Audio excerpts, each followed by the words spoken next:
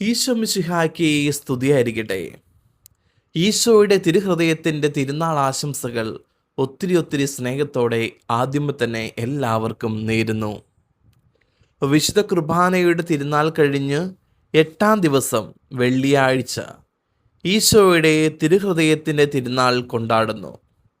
ഈ പ്രത്യേക ദിവസം തെരഞ്ഞെടുത്തത് ഈശോ തന്നെയാണെന്ന് വിശുദ്ധ മർഗരീത്ത മറിയം അലക്കോക്ക് എന്ന പുണ്യവതി പറഞ്ഞ് വയ്ക്കുന്നുണ്ട്. ഫ്രാൻസിൽ പരലോമോണിയയിലെ വിസിറ്റേഷൻ മഠത്തിലെ ഒരംഗമായിരുന്ന ഈ സഹോദരിക്ക് 1673 മുതൽ 1675 വരെ ഈശോയുടെ തിരുഹൃദയം പ്രത്യക്ഷമായി. ഈശോ തൻ്റെ ഹൃദയം നെഞ്ചിൽ വെച്ച് ഒരു വിരൽ കൊണ്ട് താങ്ങി പിടിച്ചിരിക്കുന്നതായിട്ടാണ് കാണപ്പെട്ടത്. ഈശോയുടെ തിരുഹൃദയത്തിൻ്റെ ചിത്രം ക്രൈസ്തവ വിശ്വാസത്തിൽ ഈശോയുടെ മനുഷ്യരോടുള്ള അളവറ്റ സ്നേഹത്തെയും കരുണയും ത്യാഗത്തെയും സൂചിപ്പിക്കുന്ന ഏറ്റവും പ്രസിദ്ധമായ ഭക്തി രൂപങ്ങളിൽ ഒന്നാണിത്. ചിത്രത്തിലെ പ്രധാന പ്രത്യേകതകൾ ഇവയൊക്കെയാണ്. ജ്വലിക്കുന്ന ഹൃദയം മനുഷ്യരോടുള്ള ഈശോയുടെ അനന്തമായ സ്നേഹത്തെ സൂചിപ്പിക്കുന്നു. മുള്ളുകൊണ്ടുള്ള കിരീടം മനുഷ്യരുടെ പാപങ്ങളും നന്ദികേടും മൂലം ഈശോ അനുഭവിച്ച വേദനയെ ഓർമ്മിപ്പിക്കുന്നു. ഹൃദയത്തിന് മുകളിലുള്ള കുരിശിലെ രക്ഷാകര ബലിയെ സൂചിപ്പിക്കുന്നു. തീജ്വാല ദൈവസ്നേഹത്തിൻ്റെ തീഷ്ണതയും പരിശുദ്ധാത്മാവിൻ്റെ പ്രവർത്തനവും സൂചിപ്പിക്കുന്നു. അതിലെ പ്രകാശകിരണങ്ങൾ ലോകത്തിലേക്ക് ഒഴുകുന്ന ദൈവകൃപയെ പ്രതിനിധീകരിക്കുന്നു.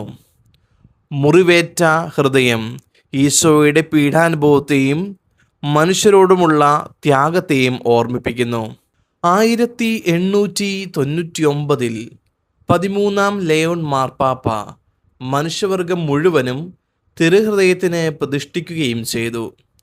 ഈശോയുടെ തിരുഹൃദയം തൻ്റെ ഭക്തർക്കായി വിശുദ്ധ മർഗരീത്ത മറിയത്തോട് ചെയ്തത് 12 വാഗ്ദാനങ്ങൾ. അത് ഇങ്ങനെയാണ് പറഞ്ഞു വയ്ക്കുക. 1. അവരുടെ ജീവിതാന്തസ്സിന് ആവശ്യമായ അനുഗ്രഹങ്ങൾ ഞാൻ നൽകും. അവരുടെ കുടുംബങ്ങളിൽ ഞാൻ സമാധാനം പാലിക്കും.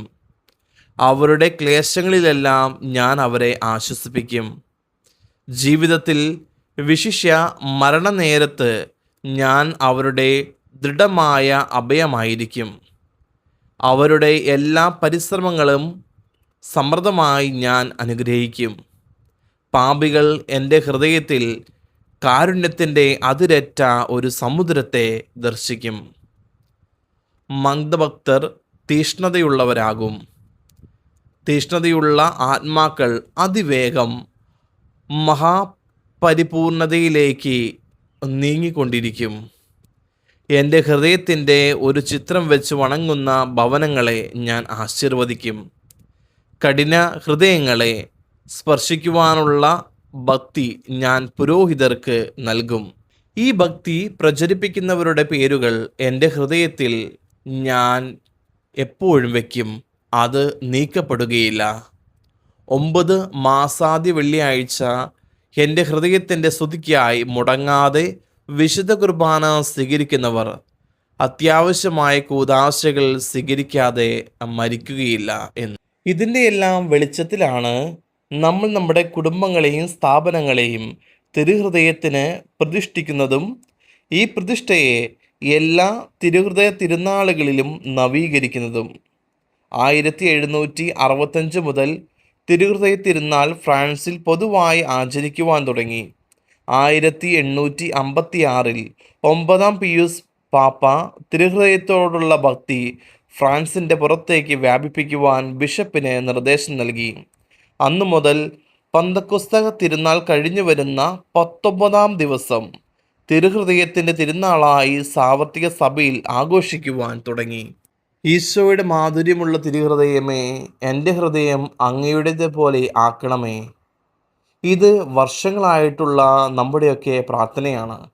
ഇന്ന് നമ്മൾ ഈശോയുടെ തിരുഹൃദയ തിരുനാൾ ആഘോഷിക്കുമ്പോൾ നമ്മുടെ ഉള്ളിലും ഈ പ്രാർത്ഥനയും ഉണ്ടായിരിക്കണം.